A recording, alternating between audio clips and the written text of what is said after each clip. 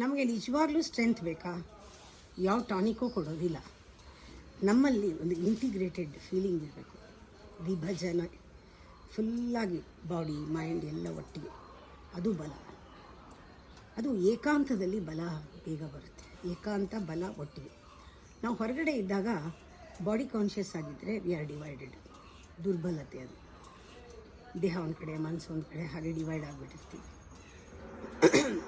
ಈಗ ಯಾತಕ್ಕೆ ಬೇಕು ಆ ಬಲ ಮತ್ತು ಏಕಾಂತ ಅಂದರೆ, ನಿರಂತರವಾಗಿ ನಮ್ಮಲ್ಲಿ ಆನಂದ ಇದೆಯಲ್ಲ, ಅದನ್ನು ನಮ್ಮ ಕಂಪನಿಯಲ್ಲೇ ನಾವಿದ್ದು ಆನಂದವನ್ನು ಅನುಭವಿಸೋಕ್ಕೆ ಆ ಏಕಾಂತ ಬೇಕು, ಆ ಒಂಥರ ಬಲ ಬೇಕು. ಆ ಬಲದಲ್ಲಿ ಆ ಸ್ಟ್ರೆಂತ್ ಬರೋ ಕಡೆ ಖಂಡಿತ ಆನಂದ ಇದೆ. ಸ್ಟ್ರೆಂತ್ ಗಿವ್ಸ್ ಯು ದಟ್ ಆನಂದ. ಅದು ಅಲೋನ್ನೆಸ್ಸಲ್ಲೇ ಸಿಗೋಕ್ಕೆ ಸಾಧ್ಯ. ಅದು ಒಳಗಡೆ ಒಂದು ಮೊಮೆಂಟ್ ನಾವು ಫೀಲ್ ಮಾಡಿದ್ರೂ ಸಾಕು, it reflects.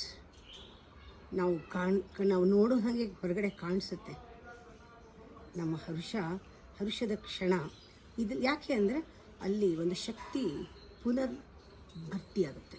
It is totally ಒಂದು ರೀತಿ ರೀಚಾರ್ಜಿಂಗ್ ಅಂತಾರೆ. ಆವಾಗ ಅದು ರೀಚಾರ್ಜ್ ಮಾಡ್ತಾ ಇರಬೇಕು.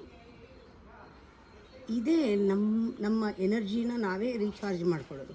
ಸ್ವಲ್ಪ ಹೊತ್ತು ಏಕಾಂತವಾಗಿರೋದು, ಸ್ವಲ್ಪ ಹೊತ್ತು ಇಂಟಿಗ್ರೇಟೆಡ್ ಆಗಿರೋದು, ಸ್ವಲ್ಪ ಹೊತ್ತು ನಮ್ಮ ಆನಂದನ ನಮ್ಮ ಕಂಪನಿಯನ್ನು ಅನುಭವಿಸೋದು, ಆ ಮೂಮೆಂಟಲ್ಲಿ ರೀಚಾರ್ಜ್ ಆಗುತ್ತೆ.